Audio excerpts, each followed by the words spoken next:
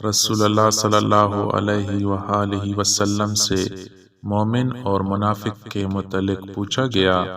آپ صلی اللہ علیہ وآلہ وسلم نے فرمایا، مومن کی ہمت نماز اور روزے کی طرف رہتی ہے، اور منافق کی ہمت جانوروں کی طرح کھانے پینے کی طرف رہتی ہے، اور نماز روزہ کی طرف متوجہ ہی نہیں ہوتا۔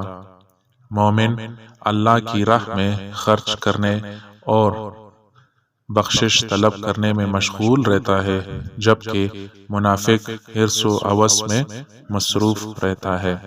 مومن اللہ تعالیٰ کے سوا کسی سے امید نہیں لگاتا، اور منافق اللہ تعالیٰ کے سوا تمام مخلوق کی طرف رجوع ہوتا ہے۔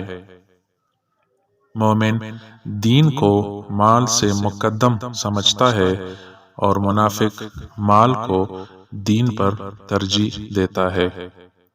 مومن اللہ کے سوا اور کسی سے نہیں ڈرتا، اور منافق اللہ کے سوا ہر چیز سے ڈرتا ہے۔